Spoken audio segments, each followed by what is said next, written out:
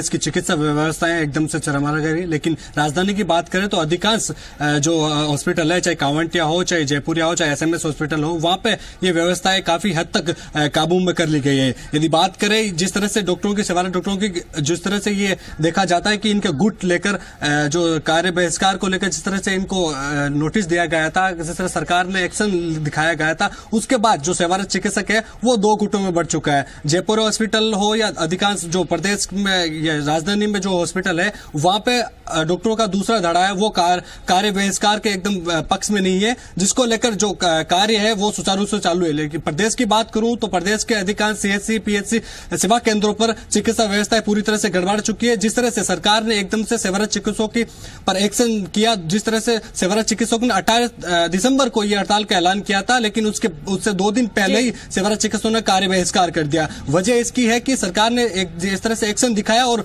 डॉक्टरों को घर घर से गिरफ्तारी की गई और करीबन 20 से ज्यादा डॉक्टरों को गिरफ्तारी कर चुकी है, चाहे शेरगढ़ हो, चाहे पाली हो, चाहे बाड़मेर हो, वहां पे चिकित्सकों की गिरफ्तारी कर चुकी है। विशाल, एक चीज, जयपुर में जो डॉक्टर्स काम कर रहे हैं उनसे आपकी बातचीत हो पाई हो तो ये 2 धड़े जो बटे हैं, क्योंकि सरकार की ओर से इस बार स्टैंड क्लियर कर दिया गया है कि इस बार कोई नरमी नहीं होगी, इस बार सख्ती से निपटा जाएगा, और वो समझ में भी आ रहा है कि 20 से ज्यादा डॉक्टर्स गिरफ्तार हो गए हैं। लेकिन अब जयपुर में जो डॉक्टर्स काम कर रहे हैं उनका क्या कहना है?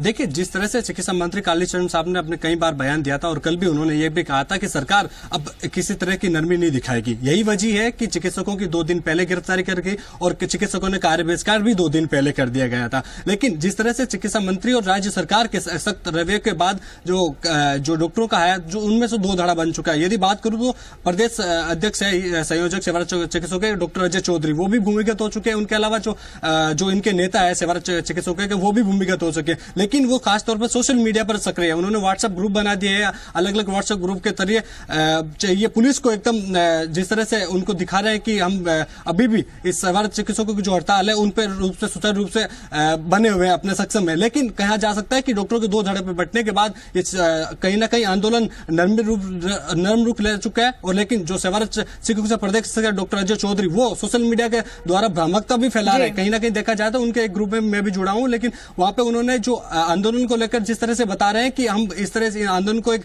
सुचारू रूप से चालू रखेंगे और सरकार कहीं ना कहीं उन पर सख्ती दिखाएगी और हम उन सरकार के आमने सामने की टक्कर के लिए तैयार रहेंगे। चलिए, बिल्कुल। तो कहीं ना कहीं विशाल, डॉक्टर्स की तरफ से एक साफ तौर पर कहा जा रहा है भले कि हम उसी मजबूती के साथ यहाँ पर अभी भी आंदोलन कर रहे हैं, हड़ताल कर रहे हैं, लेकिन 2 धड़े बंटने के बाद यह आंदोलन कमजोर होता नजर आ रहा है। वहीं सरकार सख्ती के मूड में अभी भी है। वैकल्पिक इंतजामों की बात सरकार की तरफ से की जा रही है, लेकिन अभी भी वो काफी नजर नहीं आ रहे। बहुत बहुत शुक्रिया विशाल, हमारे साथ जुड़ने के लिए। इस तमाम अपडेट और